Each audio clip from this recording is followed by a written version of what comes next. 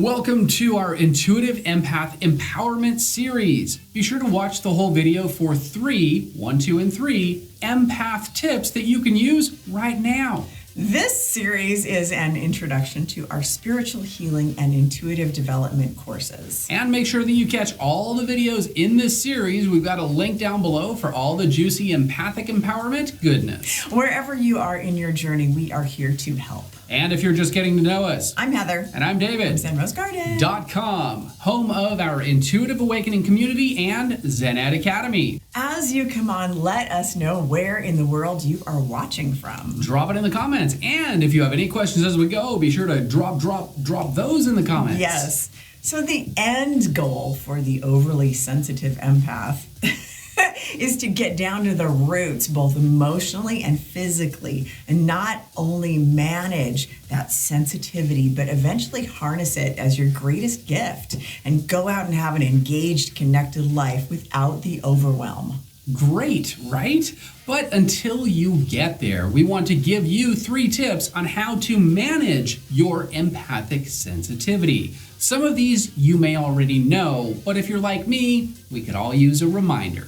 Need it all the time. When you are feeling uneasy or sick or upset or think you might be taking on someone else's physical or emotional distress, these tips can really help clear the emotional and energetic clutter. Tip number 1, and the most obvious rule for the overactive empath. Is it mine? Is it mine? I don't know. Let's find out.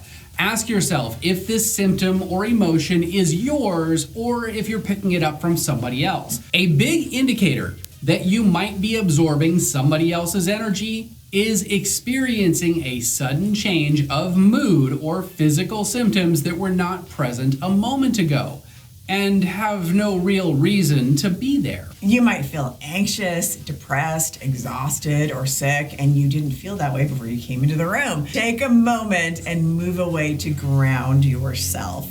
Part of their energy that you're picking up on may be triggering something in you that needs to be resolved, or it might be all theirs. Either way, you are suddenly too attached to what's happening. Remember that feelings can be contagious, especially if you have an issue for it to stick to. Use this experience as a way to pinpoint issues that you may need to work out for yourself. That way, you can find hidden pieces of gold inside when you notice yourself being triggered or having some kind of an emotional reaction to something. The more that you heal, the less that you absorb the emotions of others. Yes.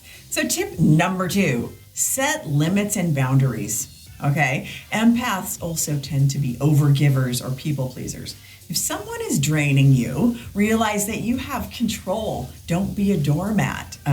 Set limits to how much time you spend with certain people. Physical boundaries happen first. That's going to be your first defense. Then you master your emotions. And once you master your emotions, you will be able to spend more time in that cognitive empathy we talked about in another video, where you can understand and be with others more, even if they are kind of a wreck, and not get emotionally attached to their train wreck. Absolutely. Stay away from the wreck of the train, or be in the wreck and realize that you can help better when you're not feeling like a wreck yourself. Tip number 3, create alone time. Sometimes empaths spend so much time on defense trying to ward off all the energy they've absorbed from others. They don't spend enough time in their own power. It is important for everyone to have a personal practice of centering within the self and knowing your own energy, understanding your baseline, especially if you're going to go into any kind of the intuitive arts as a living.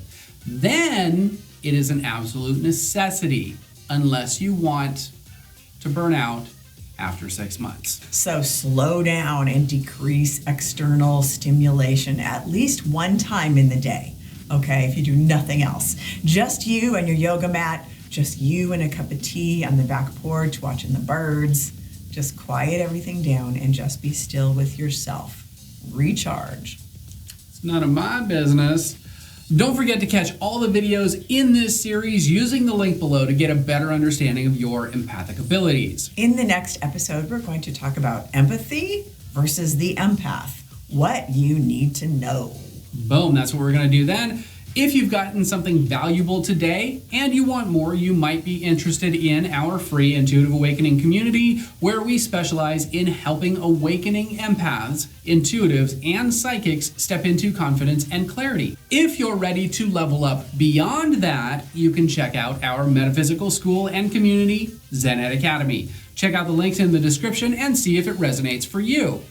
Since you guys have watched this far, I want to say thank you. Check out the goodies we got for you. There's a link in the description below if you like this video. Hit the like button. Hit it hard. And if you want to see more videos like this, Be sure to subscribe. and spank the naughty bell to turn notifications on So you're the first to know. when we drop a new video. Or go live. And we know that time is a valuable and precious resource, and the fact that you guys have chosen to spend that with us, we absolutely honor and appreciate that. But more importantly, that you are here to level up your life, your mind, your skills, and take everything to a whole new level. We honor and appreciate that even more.